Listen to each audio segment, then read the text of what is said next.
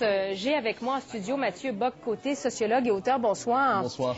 Comment est-ce qu'on peut expliquer toute cette vague de protestation? Parce que, bon, le manifeste du FLQ, ça fait presque 40 ans. Est-ce qu'il a encore autant de puissance, là, aujourd'hui, en 2009? Ben, ce qui est certain, c'est que depuis la controverse autour de la bataille de la reconstitution de la bataille des Plaines d'Abraham, le gouvernement fédéral, tout comme certains ministres du gouvernement du Québec, avaient trouvé le moyen de se dissocier de l'événement en accusant le mouvement souverainiste, en accusant le nationalisme québécois d'appel à la violence, pour quelques déclarations égarées ici et là.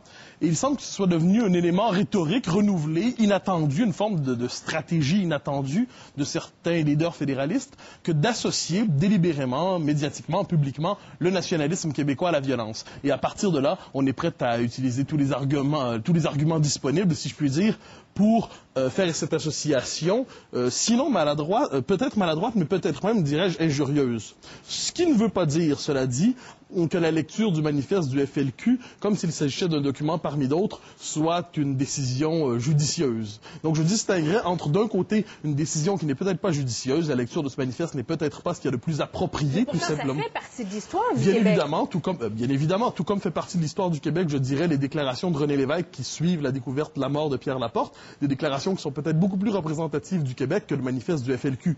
Donc, que cet événement fasse partie de l'histoire du Québec, bien sûr. Que ce soit judicieux de le rappeler ainsi, c'est une autre chose. Cela dit, toute analyse qui associe cet événement aux appels à la violence, au terrorisme, que sais-je, relève de fabulation mentale ou de stratégie politique de bas étage. Comment se fait-il que chaque fois qu'on essaie de revenir, de commémorer notre histoire, on voulait recréer la bataille des Plaines entre Wolfe et Montcalm en 1759, et là, il y avait des groupes de souverainistes qui avaient menacé de faire la casse. Finalement, on avait dit, on va pas recréer cette bataille, on va plutôt faire un moulin à parole. Comment se fait-il qu'il y a toujours la controverse lorsqu'on essaie de commémorer l'histoire du Québec? C'est que vous posez une très bonne question. C'est que l'histoire du Québec est une histoire qui peut être lue différemment selon les sensibilités politiques.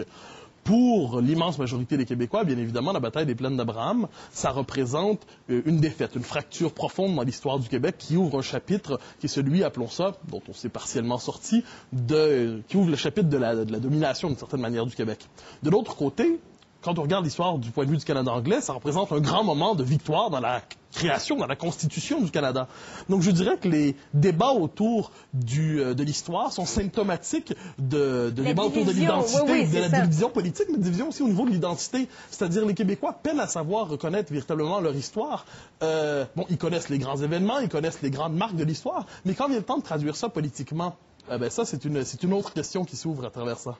Et on voit que ça suscite encore une fois la controverse. Merci beaucoup, M. Bock-Côté, d'avoir été avec nous. Merci. Merci.